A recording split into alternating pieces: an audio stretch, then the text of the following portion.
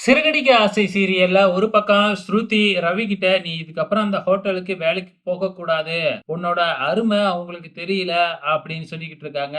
ஆனா ரவி இருந்துகிட்டு, "எடுத்த எடுப்பிலேயே அப்படிலாம் பண்ண முடியாது." அப்படின்னு சொல்லி ஸ்ருதி பேச்ச கேட்காம மறுபடியும் ஹோட்டலுக்கு தான் வேலைக்கு போறாங்க.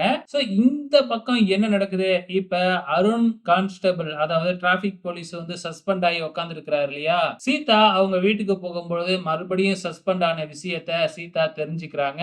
அருண் வந்து மறுபடியும் அவனால தான் எனக்கு பிரச்சனை அப்படின்னு சொல்லி நடந்த உண்மை எல்லாத்தையுமே வந்து பாத்தீங்கன்னா, இந்த பக்கம் சீதா கிட்ட சொல்லிக்கிட்டு இருக்கிறாரு. சரி சஸ்பெண்ட் ஆயிடுச்சுல்ல 5 நாள் ஃப்ரீயா தானே இருப்பீங்க.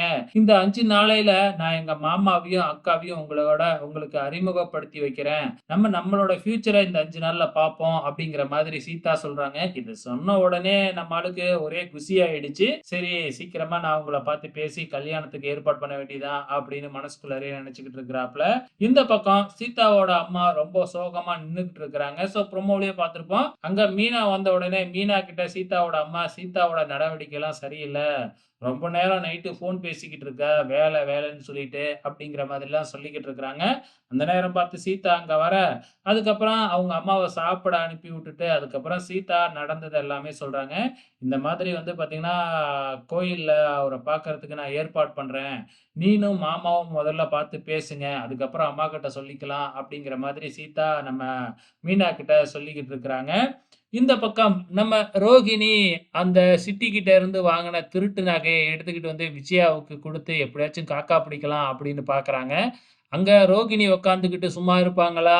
"என்ன நகைய குடுத்து ஆன்டிய கவர் பண்ண பார்க்குறீங்களா?" அப்படிங்கிற மாதிரி கமெண்ட் பண்ண, அங்க ஒரே கலகலப்பா போகுது. அதே டைம்ல விஜயாவும் ஆரம்பத்துல, "அதெல்லாம் முடியாது. என்ன நகைக்கு நான் மயங்குற ஆளா நானு? நான் பார்க்காத நகையா?" அப்படி இப்படின்லாம் டயலாக் அடிக்கிறாங்க.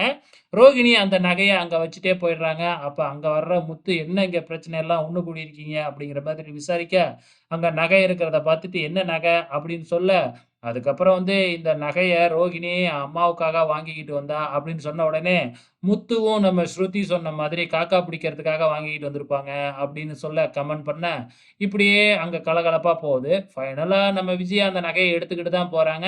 இந்த பக்கம் முத்துக்கிட்ட மீனா வந்த உடனே, இந்த மாதிரி சீதா ஒருத்தர லவ் பண்றா அப்படின்னு சொன்ன உடனே, நம்ம முத்துவுக்கு ஷாக் ஆகுது. இதுக்கப்புறம் என்ன நடக்கப் போகுது அப்படிங்கிறத பொறுத்திருந்து பார்க்கலாம்.